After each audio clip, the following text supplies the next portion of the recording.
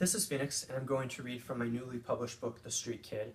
I'm going to read a couple chapters near the end of the third part, which is called Reachings. I hope you like what you hear, and if you like what you hear, you can find the book on Amazon, the link of which is on the description part of this video, or you can type in The Street Kid and it will be by Phoenix. It should pull up on Amazon. So without further ado, here's The Street Kid. Are angels real or not? Am I Christ or not? I'm sick of trying to figure this all out. Phoenix was in a dingy evening, but he was still reaching, so much that he didn't even see cars beside him, which he knew were there, but because he'd been reaching so high, of course they weren't there. I still believe I'm Christ in my own way, but not quite Christ. Whatever is going on in the system. Angels. Phoenix still believed in angels. The thing was, he didn't believe that they were quite angels, only considered themselves to be so because of their power. The thing was, they had once angelic tendencies and goals, however all of that had corrupted and contorted through time. And Phoenix saw it in front of him. He saw a light that was trying to brighten the way for Phoenix. They are using you, making you reach, so you give them answers. They are. And Phoenix had to keep going for it, even though he knew it was wrong. It was light that created. It was light that caused good things to come into existence, even if that light was built on instability. No, you've got to stop reaching. You can't keep. Phoenix saw the light doing everything that it could to come across as pure, but it was so obvious that it wasn't, and yet Phoenix couldn't differentiate this with himself, even though he knew it. Wait, yes, he could. He knew exactly what he was getting into, but regardless, the light was what caused good things to happen, even if the means weren't acceptable, moral, appropriate, good. It really didn't matter, and as Phoenix stared at the light, he imagined that his own eye lights were bright, reflecting the empty intensity displayed before him. Except it was internal. Phoenix had created it himself, but it was not a good thing. By reaching high, instead of low, he was helping the bad guy. And Blue, he was giving them so many ideas about how to be powerful, how to gain and retain power, and it was awful. Phoenix could see the light and how damaging it was, how hot, how much it only wanted to destroy things, as though the light was really the eyes of the bad guy. That emptiness, that wicked burning, and it wouldn't stop, but they were creating nonetheless, and Phoenix realized that the angels were actually turning all of this on their head because of how high Phoenix was reaching, now way beyond what the bad guy wanted, reaching so much that they couldn't turn their wicked energies to anybody else.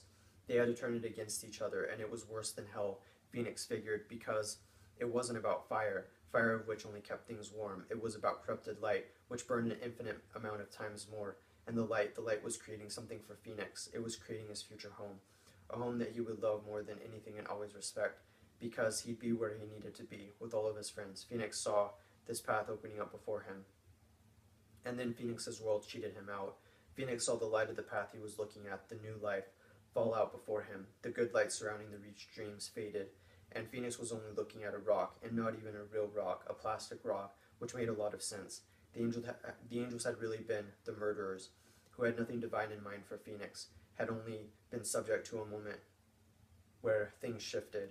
But angels, real angels are real. There's people like. They were Phoenix's friends. They were people who cared about him, who were willing to die for him. Sure, maybe things weren't as tightly knit as they could be. Maybe there was a lot of distance and space between them, but they were angels, and they had real light to offer. The murderers were forced to eat their own medicine for a few moments because you reached so high. But as for that reaching, it was just too exhausting. With Phoenix getting ready to crash, thoughts of suicide creeping back in. He tried to force them aside and focus on better things, not the plastic empty rock. I swear I saw the murderers lose it for a few moments. I swear I beat them for a moment. The murderers will remember what happened today. One day they will turn it against you. One day they will kill you for real. You aren't as strong as you think. You can't beat them. They will catch up to you eventually, and Phoenix just wasn't sure what to do anymore, except to keep going. He had to find the answers that he knew he could find, answers that weren't going to keep evading him. And Phoenix was determined to keep up his footwork. He was strong.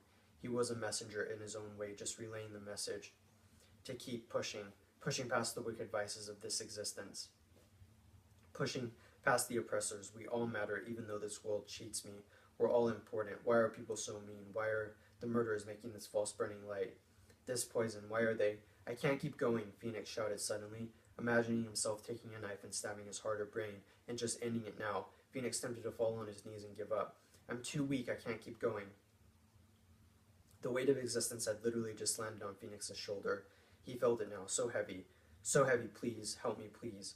But Phoenix forced himself to continue, stumbling along his way, doing whatever he could to make it, just make it. He needed to keep going, he needed to keep trying, he couldn't give up now. After reaching so far, he just couldn't.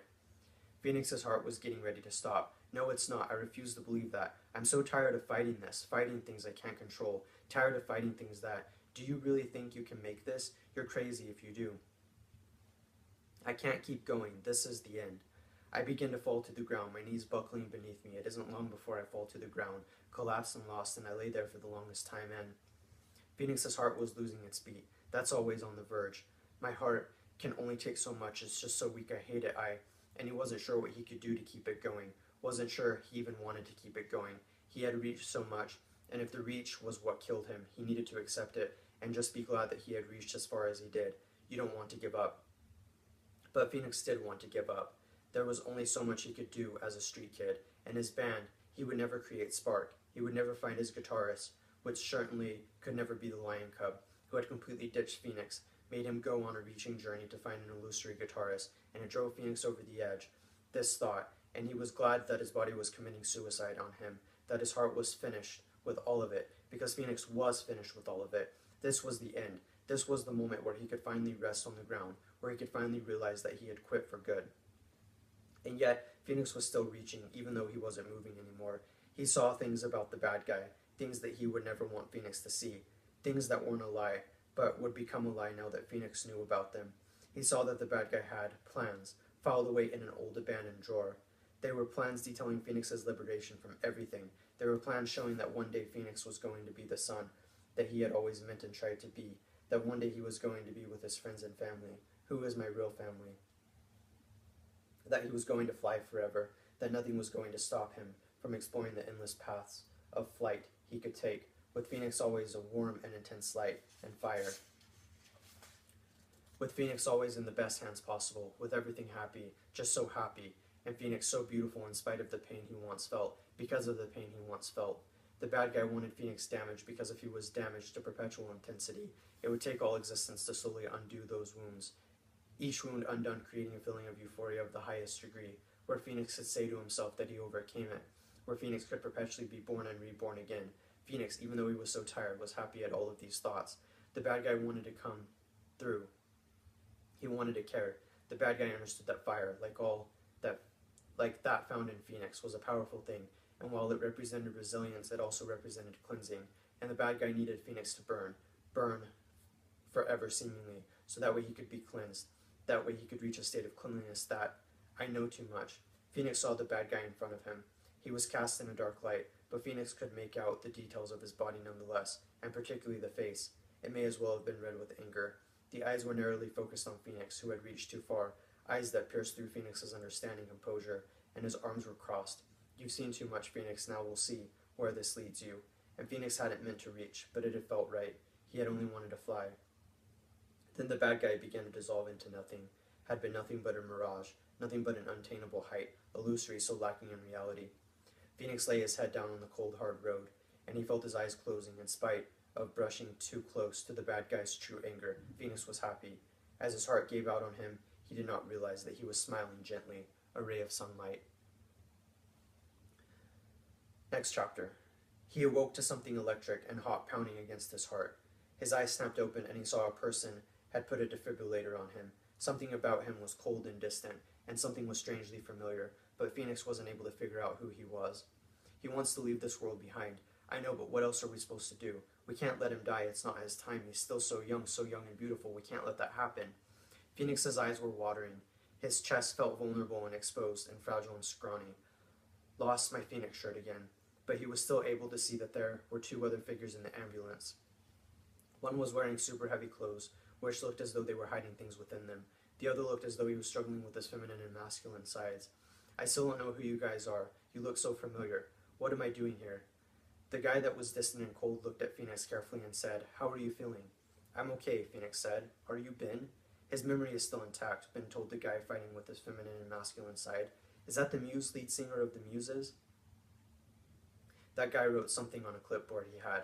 Phoenix, do you know where you are? The guy with the super heavy clothes said. It's Roach, isn't it? Dear freaking God, it's Roach. Why do they all look so different, weary, and yet their personalities are in hyperdrive, and yet they're so different, the opposite of how I saw them before the Muse. Looks sad, lacking energy, and very tired. Roach looks like he's hiding his sins. Ben looks angry, now they all. I'm in an ambulance, Phoenix said. I think I'm losing my mind. My heart hurts. He knows where he is, Roach said, and the Muse took notes on his clipboard. Why did you reach so much? The Muse asked. I didn't know I was reaching. I was only trying to. Where am I? Phoenix asked. What is going on? My heart hurts. Phoenix, you almost died, the Muse said. You went too far. All of you are so different, like you went to hell and back. He's changed. The kid has changed. He's seeing things he shouldn't have.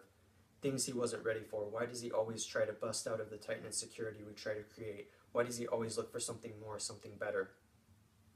Phoenix had to reply to the Muse's desperation, but he found that his eyes were closing, found that he was lying comfortably against the stretcher he was on. I only wanted to find my guitarist. I'm dying, I'm losing it, my heart is stopping, it's... Phoenix, all three guys said at the same time. So melodic, so perfect, they sound so good working together, it makes me sad, it's so beautiful, them together, that's all I want. Phoenix smiled. He opened his eyes and looked at the Muse. What do you want in your music? The Muse asked. What would make you stay here? I just want honesty, Phoenix responded, closing his eyes again but hearing the scratching whistling of the pen across the clipboard. It takes time, it's about finding and refining, finding and unearthing. It's a process. We won't be together in a short time. It takes moments of defeat and despair. It's like a phoenix trying to rise, trying to be reborn. Phoenix opened his eyes and the Muse was grinning slightly, as though he'd gotten a good idea.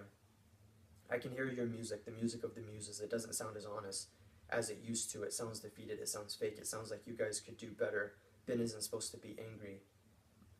Phoenix noticed that the Muse looked more feminine than ever.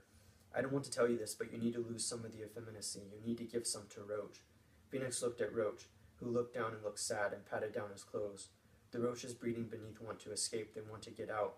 You should let them. Don't try to control them. And Ben, you can't be so angry.